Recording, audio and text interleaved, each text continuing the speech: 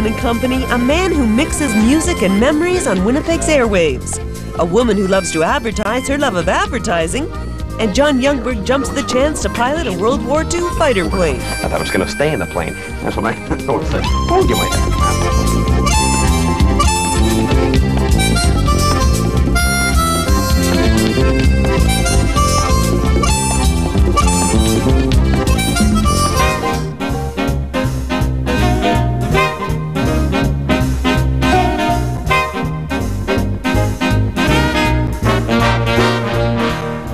This Remembrance Day follows the 50th anniversary of VE Day back in May. Hi there, I'm Sandi Coleman. Well, just as it was back in 1945, VE Day was celebrated and reflected upon here in Manitoba and caused at least one Winnipeg airman to take to the air. Golf Juliet Kilo X-ray, 1700 east of the river, inbound for... Lee Smith's a safety inspector for Transport Canada, and he loves his job. Flying's always been a family passion. Wish my grandfather could see me now.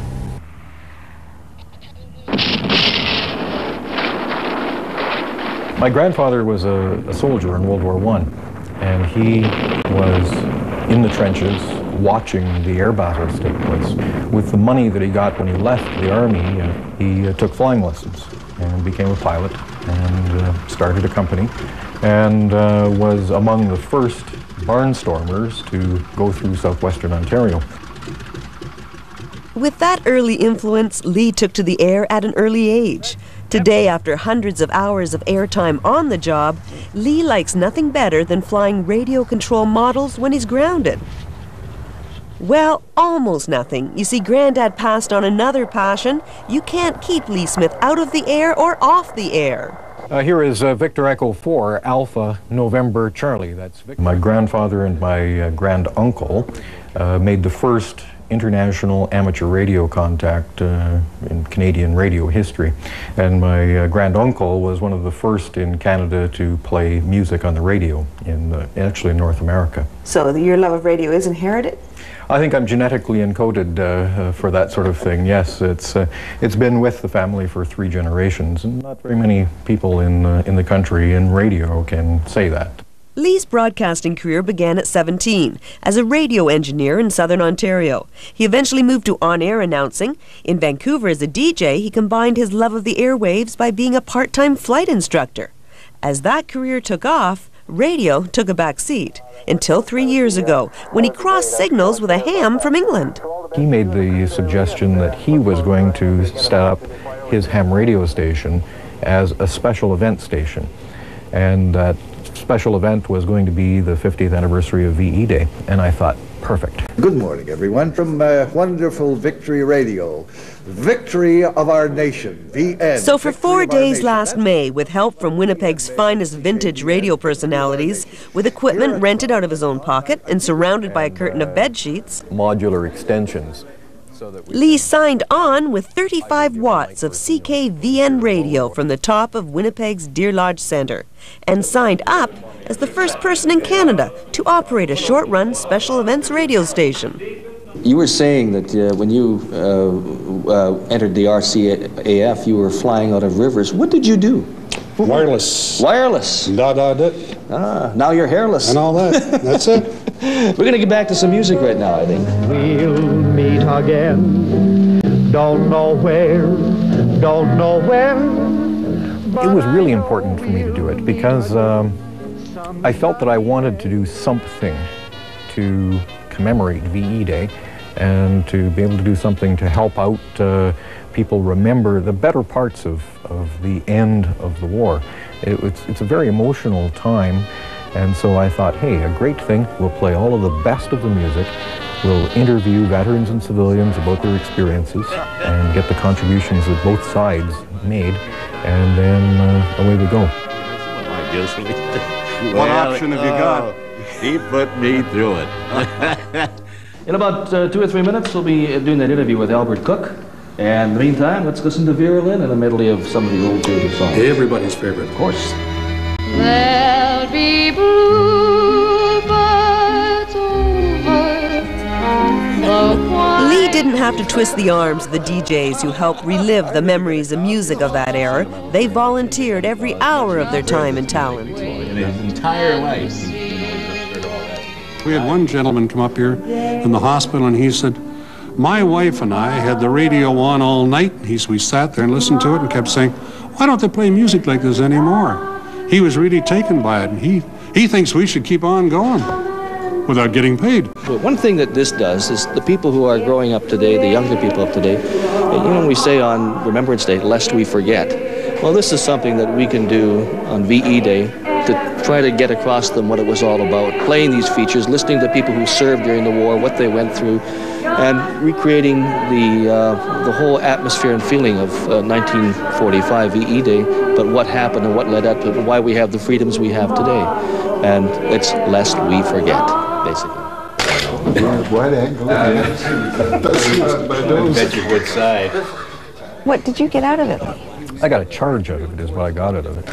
There were thousands, literally thousands of telephone calls from people complimenting me on my idea, and I felt very, very, very humbled by that. How did you feel when it was over? Well, I was physically just thrashed because I'd worked for about 10 days on about 3 hours a night sleep. And so I started playing records and played some more and played some more. And then I went out on the roof of the Deer Lodge Center, and it was a beautiful day, and the church bells were ringing at high noon, and on came Joe Stafford, I'll Be Seeing You. And it's just such a fabulous record, and I really, it really affected me a great deal. And I thought of all of the people that we'd interviewed, all of the stories that we'd heard, and it just really affected me, and I had about a good 10-minute cry out there by myself. And after that, I felt fabulous. And then I thought, hey, I've done right by these people.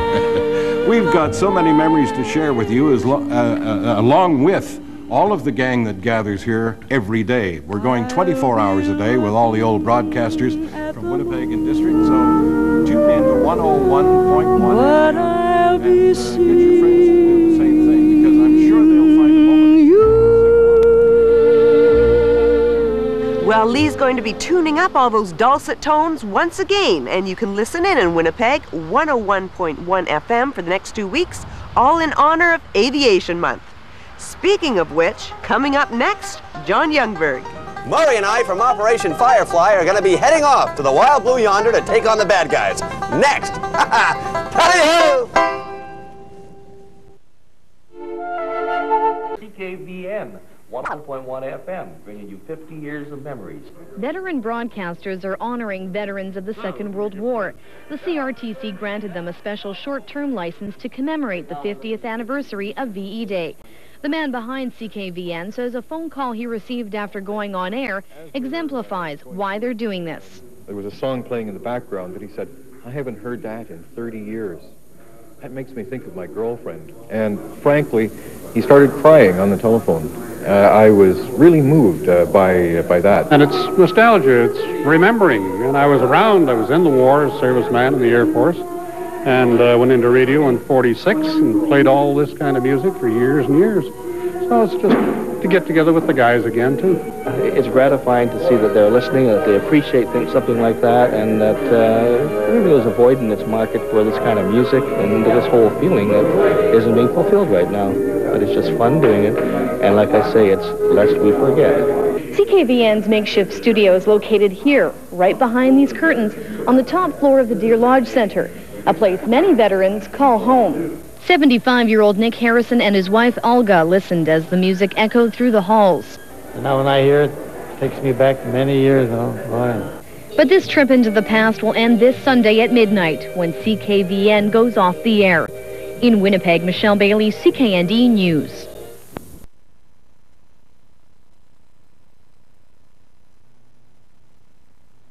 Years. That makes me think of my girlfriend. And frankly, he started crying on the telephone. I was really moved by that. And it's nostalgia, it's remembering. And I was around, I was in the war, a serviceman in the Air Force, and went into radio in '46 and played all this kind of music for years and years. So it's just to get together with the guys again, too. it's gratifying to see that they're listening, that they appreciate something like that, and that everybody is avoiding this market for this kind of music and this whole feeling that isn't being fulfilled right now. But it's just fun doing it, and like I say, it's lest we forget. CKVN's makeshift studio is located here, right behind these curtains, on the top floor of the Deer Lodge Center, a place many veterans call home. 75-year-old Nick Harrison and his wife Olga listened as the music echoed through the halls. And now when I hear it, it takes me back many years. Oh, boy. But this trip into the past will end this Sunday at midnight when CKVN goes off the air. In Winnipeg, Michelle Bailey, CKND News. It will be an emotional day of remembrance tomorrow. It's the day Canadian soldiers liberated the Netherlands and freed Europe from Nazi Germany. Celebrations and memorial services are set to take place around Canada and across Europe. John Darby has more. To commemorate victory in Europe, Winnipeggers are getting the chance to hear the music and stories that kept so many in touch with each other during the Second World War. Radio personalities like Cactus Jack Wells, Cliff Gardner, and Glenn Miller were household names, and today's hosts, Bob Washington and Frank Stanley, bring you songs and some personal recollections of wartime Winnipeg. We used to collect all the old scrap, and they would take it to, in our case, the railroad station, and they would load it on a big flat car, not a flat car, one of those open box cars, and they would take it to wherever, and they would help to make, I guess, ammunition. That was the theory, Bob Washington says he was just a young lad 50 years ago, but Frank Stanley says he was working as a DJ in Brandon at the time. Stanley says he remembers feeling thankfulness it was over. It was just a sense of relief, and you know, it was nice to know, like, for instance, my brother would be coming home. He's in the Navy, and 4 out of 5 cousins made it, so they'd be coming home. I'll be looking at the moon, but I'll be seeing you.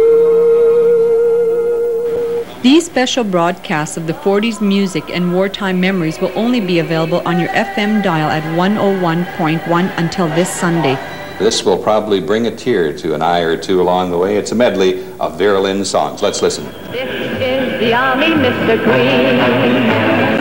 We like the barracks nice and clean. Vera Houle, Channel 5 News. Anniversary of VE Day is fast approaching now, prompting a lot of stories looking back at that time in Europe. But the effects of the war were being felt everywhere, even here. So how did Winnipeg react when news broke out that the war was over? Yvonne Hogle and Irene Gibson were best friends, both in their late teens and living here in Winnipeg. And they remember well how Winnipeg celebrated. The German war is therefore at an end. Long live the cause of freedom. God save the King. Out west, where men are men and flags are plentiful, an armistice is declared in the Little Red Schoolhouse. Proud of their war effort, the people of Manitoba inject that good old Western spirit into their celebration.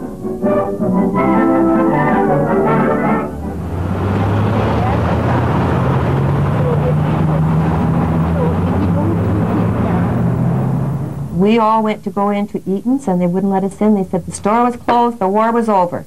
And that's when all the excitement started.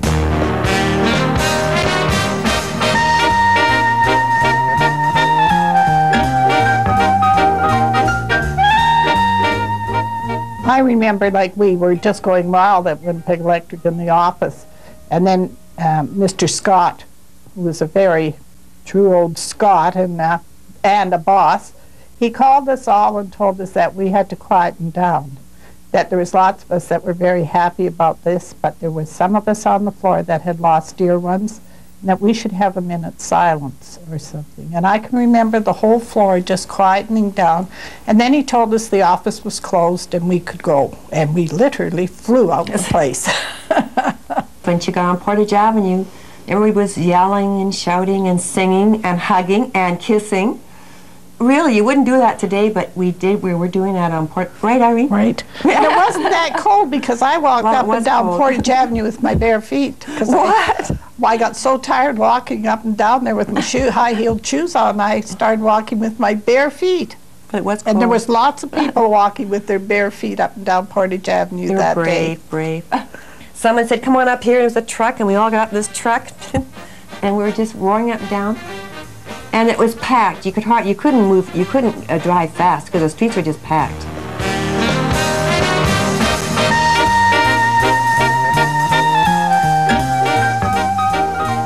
On the day after VE Day, I'm sure I was back at work working for Mr. Scott and putting out bills for everybody in Winnipeg, and we didn't have any slack time. We were made work. And that would be exactly the same with Eaton's. We had Tuesday off. It was a Tuesday on VE Day, and Wednesday we'd be back at work.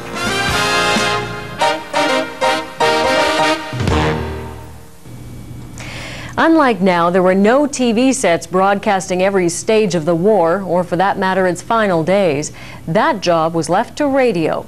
And on VE Day, radio broadcasters around the world proclaimed the war was over. And for the next few days here in Winnipeg, we'll get a taste of what that time was like, as the music, the news, and the memories of that time are broadcast once again, this time from a makeshift radio station atop Deer Lodge Centre. Here's Rick Ratty.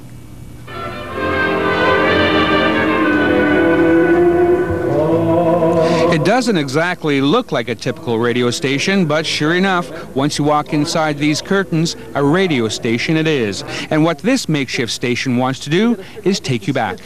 Because deep in the heart of Texas, Bing Crosby with Woody Herman in the band. Ooh. Okay, take you back to 1942, January of 42.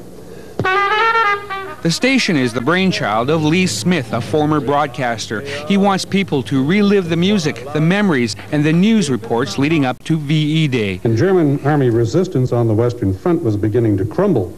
Smith got this idea from a ham radio operator in Great Britain and convinced the CRTC to let him set up shop for 4 days. The station will play oldies, interview veterans, and those who fought the war on the home front. That's another important thing to this, because people on the home front made a very, very strong contribution and made an awful lot of sacrifices, and they weren't necessarily flying aircraft or living in holes in the ground in the infantry or anything like that.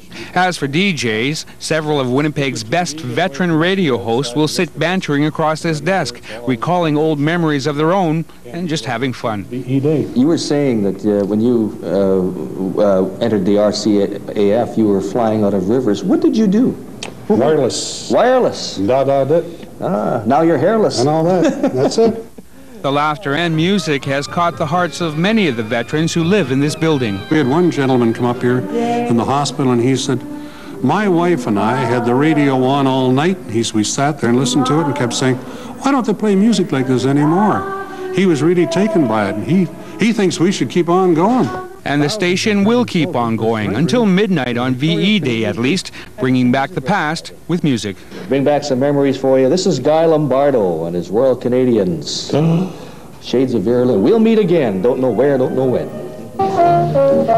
We'll meet again. Don't know where, don't know when. You can find the station at 101.1 on your FM dial. Rick Ratty, CBC News, Winnipeg. Sounds wonderful. I don't know about you, but the music alone would get me to tune in for the next couple of days. We'd like to know what your thoughts are about... Ceremonies commemorating the Allied victory in Europe began today. The Queen spoke to both houses of the British Parliament. It's the first of several days of special events. And as Anna Maria Tremonti reports, the British have been preparing and practicing to make sure everything goes exactly right. They have paid attention to every detail. Rehearsing. Okay, 1, 2, 3. And rehearsing again. She looks divine. I draw that man is doing fine. From the replicas of warplanes to the flags in the pubs, London is ready to remember and to celebrate. It was the Blitz in 1940 that most remember about wartime London. Months and months of incessant bombing, and then subsequent bombing raids throughout the war, killed tens of thousands, and left 1/3 of the city in rubble. Londoners heard on the radio the night before that May 8th would be VE Day. The next morning, they poured into the center of the city, clogging the streets, crowding into Trafalgar Square and Piccadilly Circus. There has never been a celebration like the one they had in London that day. And it's that spirit they're going to try to recreate this weekend.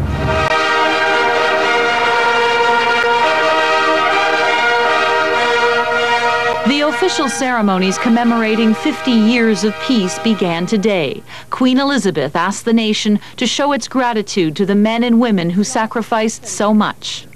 She was Princess Elizabeth then, and her memories are vivid. The years of the Second World War formed my youth. I remember my father and mother telling us at home of the courage and unity of purpose they encountered on all sides during their wartime travels, and of the overwhelming sense that we were all united in a common resolve. Festivities commemorating VE Day will go on in communities throughout Britain over the next 3 days. Anna Maria Tremonti, CBC News, London. The ceremonies in Europe over the next few days are a solemn commemoration of the war's end, but there are other memories from that time as well, memories worth savoring. And they're being evoked in a makeshift radio station at a veterans' home in Winnipeg. Rick Ratty reports.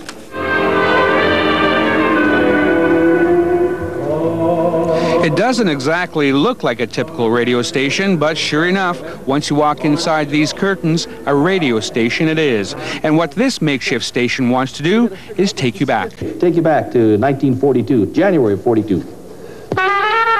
The station is the brainchild of Lee Smith, a former broadcaster. He wants people to relive the music, the memories, and the news reports leading up to VE Day. And German army resistance on the Western Front was beginning to crumble.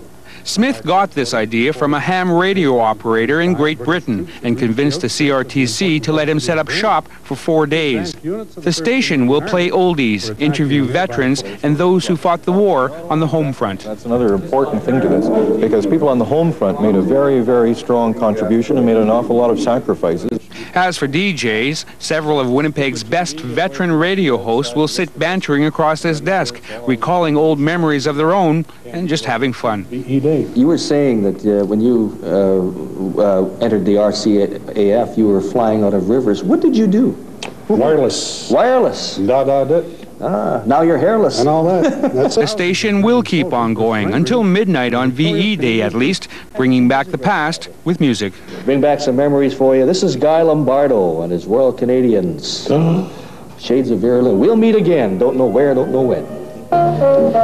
We'll meet again, don't know where, don't know when, but I know we'll meet again some sunny day.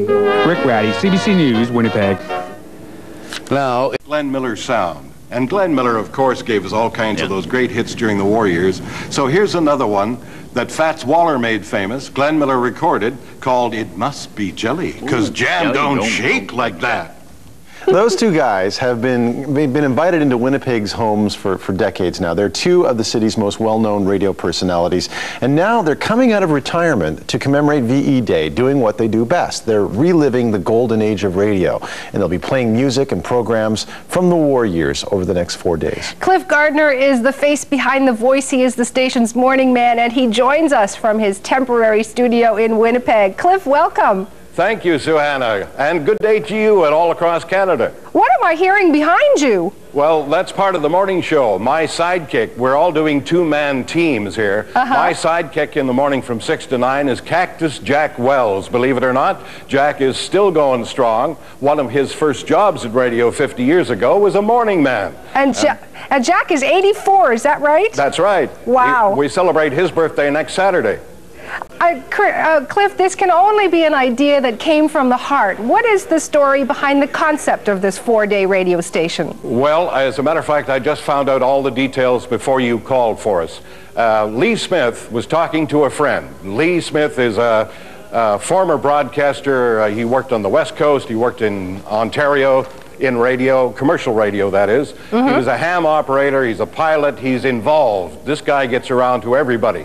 So he and a friend were kicking things around, and his friend pulled out some old 78 records and said, wouldn't it be great if we could play some of that old music back during the war years? And Lee said, why not? And that's the kind of guy Lee Smith is. So he phoned a few broadcasters, got everybody together, went to the CRTC, and here it is. in 4 weeks. Can you imagine? That's amazing. How did you get involved? Well, Lee phoned and said, how would you like to volunteer to do some broadcasting on our station? He explained what the station was. CKVN was going to be a special event station with a limited license, low power transmitter. And I said, sure, count me in. So I went to the first meeting, and I was overwhelmed with what they were going to do. So I went to the second meeting. The third meeting put us here, and here we are, going 24 hours a day for 4 days with 24 old broadcasters who are just having a whale of a party. It sounds wonderful. How are you filling the airtime? The airtime, no problem. We have everything from all of the music you could imagine into the late 30s, all through the 40s, going on up to 50 if you want to go that far as the guys came home from overseas. We've also got all the old programs. You know, in broadcasting, when you get the bug, you become a collector, a pack rat. You save things. And all of these 24 guys said, hey, I've got some old Jack Benny shows. Hey, I've got the Ma Perkins soap operas. Hey, I've got this, I've got that.